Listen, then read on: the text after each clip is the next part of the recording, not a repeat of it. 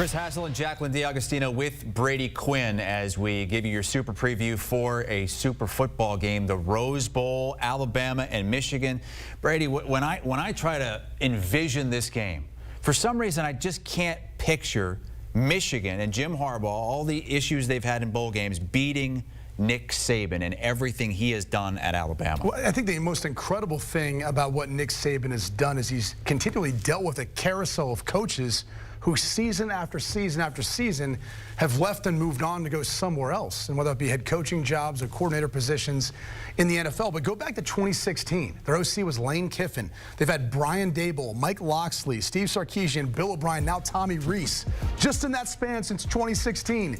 What other program can say that and say that they've maintained the same level of success that Nick Saban has at Alabama? And then you go on the other side, you know, Pruitt, Lapouille, Pete Golden, now Kevin Steele as a defensive coordinator. It's so hard to be able to keep top talent as coaches within your system and maintain the level of excellence that Nick Saban and Alabama have had to do. And that's what stands out to me the most. Forget the matchup for a second. It's the continual change in Tuscaloosa that Nick Saban has been able to overcome and still guide his teams to SEC championships and college football playoff berths. So that's the number one thing I think you point out, and just how much better this team's gotten as the season's gone on. And in comparison to Michigan, it feels like they're just trying to hang on with all of the drama on the outside and how it's impacted this team. Let's talk about the quarterback for Bama. We just saw it there, the split, the first 3 games, 2-1, and then 10-0 since then.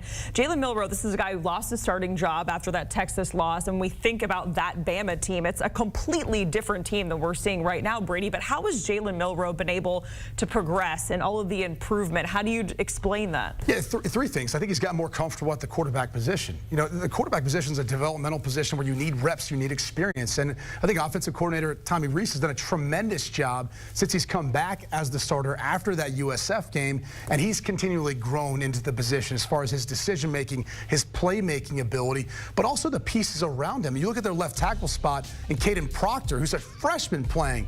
He's gotten so much better playing some of his best football the last 5 weeks versus some of the best talent. So it's not just Jalen Milroe, it's all parts of this offense that have improved. But that's the difference, I think, in this game is the improvement of Milroe at the position, who's a legit dual threat quarterback.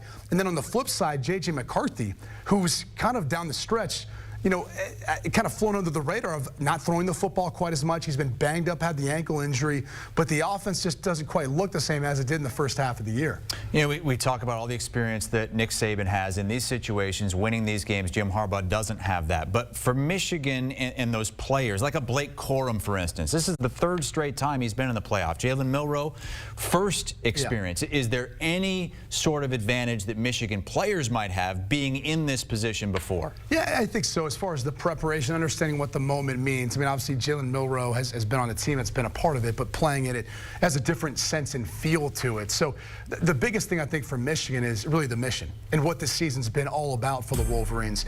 This is the most experienced team in FBS. They all came back to try to go win a national championship. A bunch of these guys could have moved on to the NFL level, Blake Corum in particular, and J.J. McCarthy can't, but he can after this season.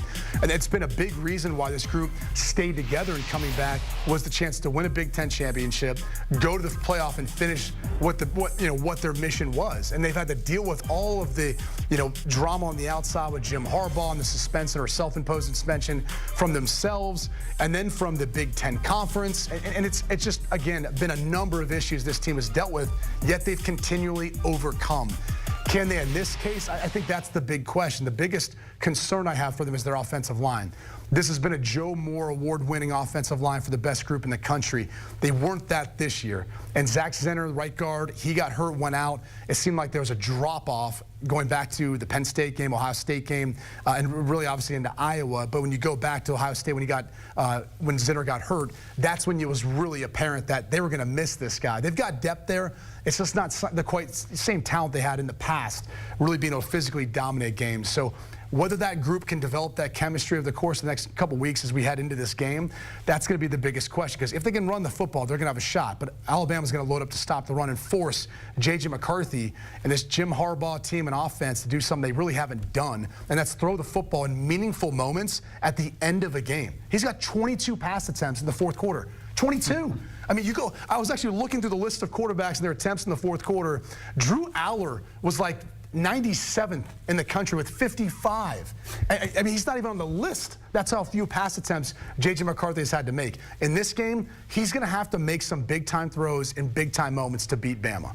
And when it comes to Michigan, we talk about the players, the experience they have. This is a Michigan team allowing the fewest points per game in the last 15 years. But, Brady, how much can you chalk that up to their strength of schedule in the Big Ten? Yeah, I think you started to see that number not look quite the same when you take on, Penn State and Ohio State, some of the better teams. Their non-conference schedule is really weak. So this will be the best offense that they have faced all year long, in my opinion. And it's because of the combination of pieces. Milroe's dual threat ability, and this isn't knock versus Ohio State and Kyle McCord, but the reality is Marvin Harrison Jr. was the best player they saw all year. Now they get a chance to see an offense that's loaded with speed and talent. Guys like Burton and Bond on the outside, and obviously a running back by committee group that can get after it with Milroe as a part of that. So that's the challenge for this Michigan team, is they've been extremely disciplined. They've been extremely good up front doing their job and executing, but are they going to be able to do that when things break down and Milroe takes off? They haven't seen a player like him yet this year. Time for Stats That Matter, presented by Penske. When you gain the right transportation partner, your business gains ground. I know Michigan fans are tired of seeing these stats.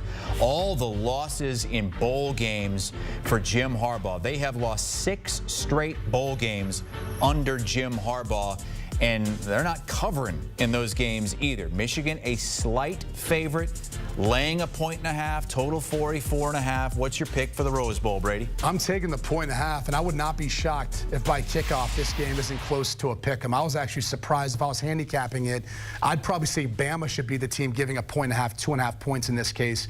I just think they're at a much better spot than where Michigan was at to finish the season in the Big Ten championship game, and where Bama's built to have the best win of the season, knocking off Georgia for the chance to get into the college football playoff. So I'll gladly take the 1.5 here in Alabama.